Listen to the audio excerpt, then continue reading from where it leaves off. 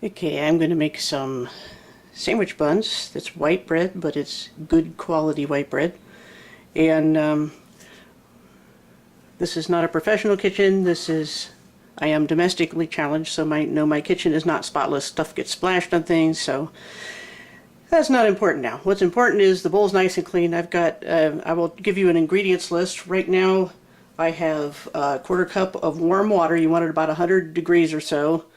And I'm going to pour in a combination of yeast and sugar and let that sit there for maybe 5 minutes or so. I'm going to try to tip this up so you can see in there, hopefully.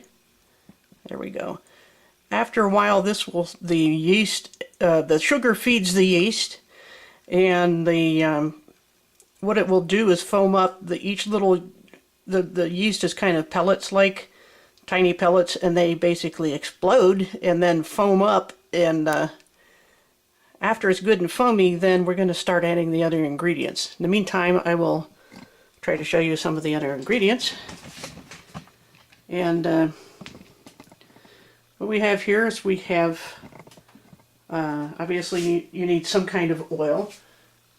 And for this we're going to use 2 tablespoons of butter, an egg, cup and a half of milk, and then for the dry ingredients over here I have prepared about a half cup of flour, a tablespoon of gluten, because I'm using regular white flour. I'm adding a tablespoon of gluten to give it a little more protein, a tablespoon of sugar, and a teaspoon of salt.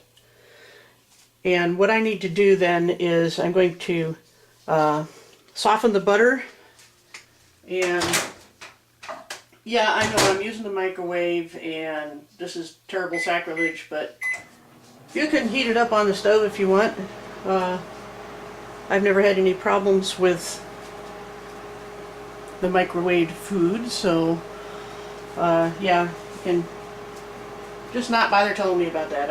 It's convenient for me, and from what research I've done, I think it's heating in general that's bad for food, not necessarily making the molecules vibrate and heating them that way. So what I've done is I've heated up not too warm. You don't want to kill the yeast. That's the same with the water. You want it warm enough to make it happy and not so warm that you start cooking it. So now I also need to heat up the milk because right now it's too cold. And once again, you don't want to kill the yeast either too hot or too cold. So, and also I'm going to show you the kind of yeast I buy. This is my unopened package, obviously. Red Star Active Dry Yeast. Yeah, I get it in large quantities. I either got this at Sam's Club or I ordered it, I don't remember. And gives you a conversion table, and you can see on the ingredients there, this is all that's in it. Something to keep it from caking up too much, and yeast. Saccharomyces cerevisiae, that's obviously the formal Latin scientific term. I'm also using Vital Wheat gluten, as I mentioned. This is Red Star, usually in the line it up there at the organic section of your grocery or whatever. And I'm using King Arthur flour.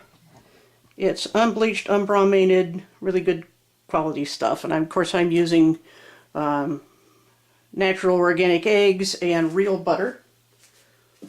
And I think the quality of the ingredients make a big difference, and hope you could hear me just then as I step away and get things.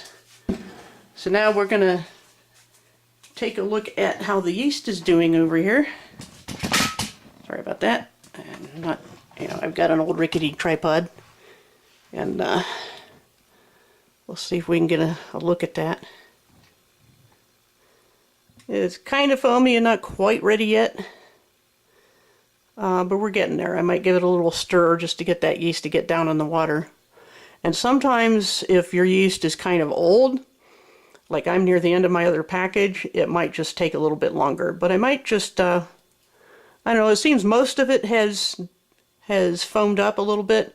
I'd like it to be more, but I think it's good enough. It'll probably be all right. I don't have any trouble with that in this recipe. I've done, you know, old yeast before, and it turned out just fine. So what I'm going to do next is put all of this stuff in, and I'm going to mix it for 1 minute. I did say what was in the dry ingredients. I'm going to put all this in, and I'm going to let it mix for 1 minute.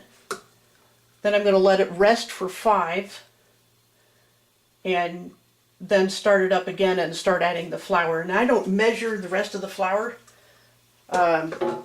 because it will depend on the humidity in your kitchen, partly. And so I don't bother mixing it. I mix it until the dough looks right, and I'll show you what I mean by looks right. It feels right, because you want it to be just, you don't want to over dry it, you know, over mix it, put too much flour in, or too little and then it's wet and too sticky. You want it to be just so it's kind of tacky to your skin, but it doesn't stick to your skin. It'll kind of pull away and then go back to itself, because that's the stretchy consistency you need for a good fluffy bread dough. So we're pouring all this stuff in here, piling them in the things in the sink because I get behind on my washing, and pour that all in and let it go. This is a KitchenAid. This is their medium size. Just start the timer. Yeah, it makes a lot of noise.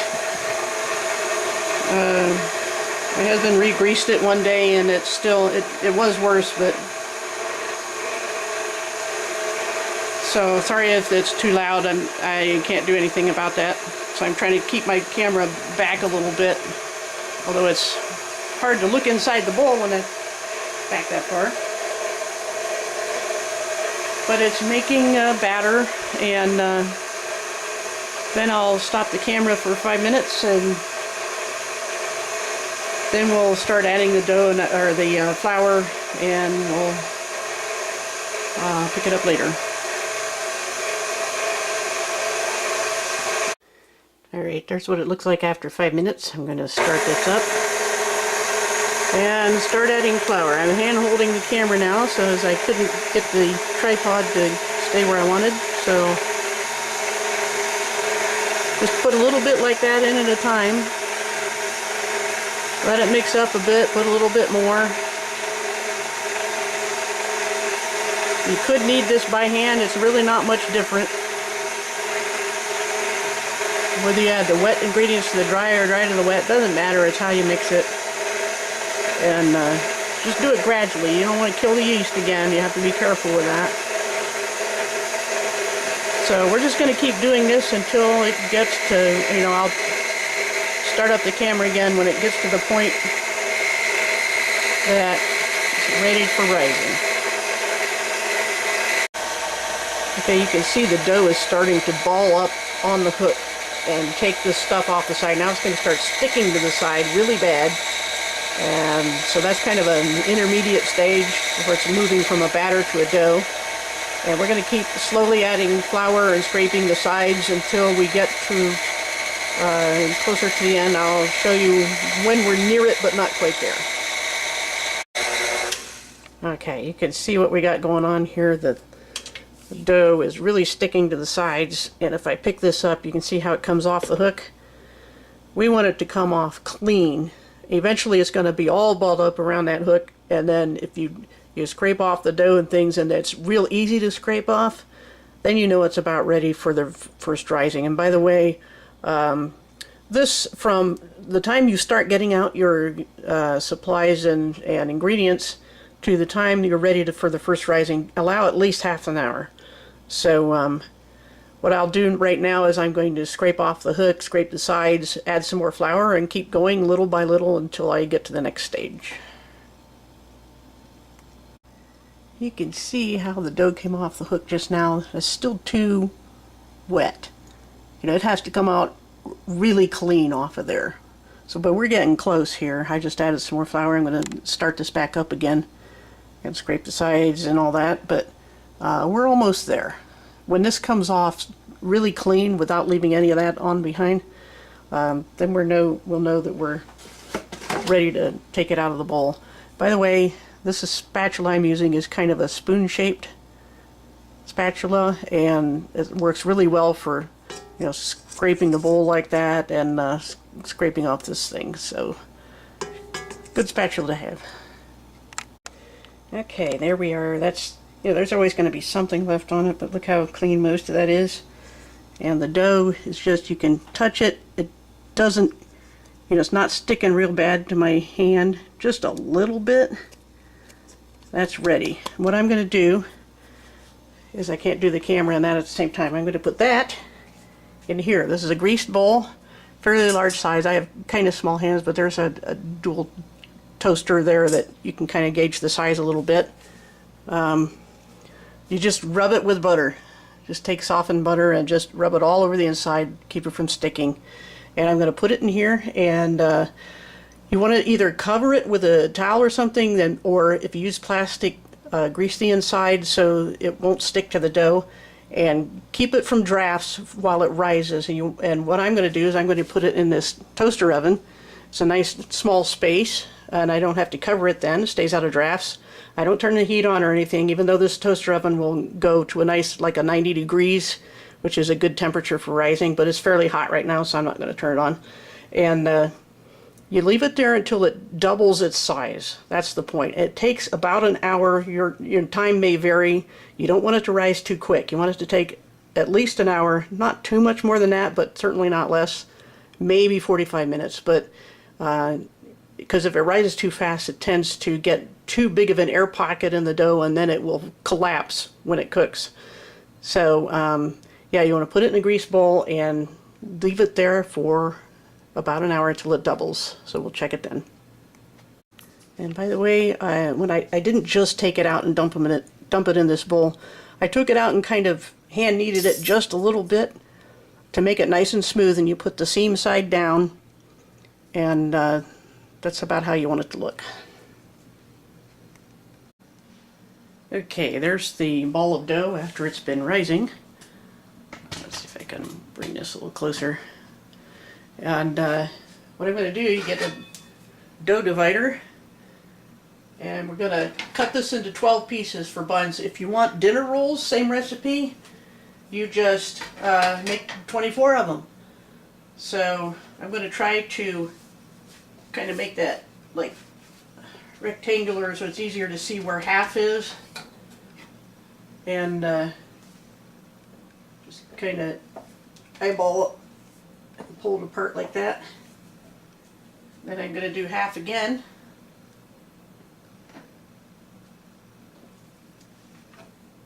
and because I'm making 12, I just need 3 out of each one of these. A little bit off in size. You can always take a piece from one and put it on the other. I'm going to make 3 out of each one of these, and you know, you can figure out how to divide it if you want twice as many. Then I'm going to form each of those into basically little hockey pucks,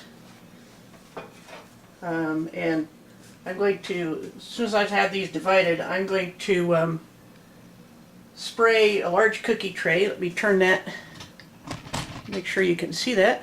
There's the cookie tray over there. I'm going to use this as all coconut oil. I thought I picked up olive oil, but they're both pretty good. And spray the tray, and I'm going to put all the little things on there, and I'll show you that when I'm done. Okay, there we are. There's the 12. They're going to run together. There's nothing you can do about it. When they're done cooking, we'll slice them apart and put them on a drying rack. In the meantime, I'm going to cover it with the other cookie tray. These are fairly large ones, and since I have halogen lamps, I'm going to use them as heat lamps, and leave that there and set the timer for about I don't know, 50 minutes, and then check them. This will be the wire rack we're going to put them on. You did see that. I forgot to look at the camera. So that's where we're going to leave it and come back and check it in a bit. And then when they're about doubled again, they're all kind of running together, then we're going to start the oven, and they should be done shortly after that. So we'll give this, like I said, about 50 minutes and see how we're doing. Alright, there they are. They're pretty much doubled. And I have a convection oven. I'm going to put that in for 13 minutes at 350 convection. It just seems to work for me. Your oven will probably be a little different. You just have to do trial and error. But that's what will work for me, and I'll show you the finished result. And there we are. They're golden brown. They're perfect. I'm just going to take my little thin metal spatula, break them apart, and put them on the drying rack. And then when they're cool, you can slice them ahead of time if you want. And what I do is I just, take a electric knife and slice horizontally like that, and just slice them all. And then what I do is I wrap them in plastic wrap, put them all in a bag, and put them in the freezer, and then they will keep for quite a while. And the same thing with dinner rolls. If you make 24 instead of that, you can wrap them individually and freeze them so they don't stick together or anything like that. And just heat them up gently, and they will taste pretty much like fresh. So hope you enjoy it, and if you have any questions, put them in the comments. Thanks.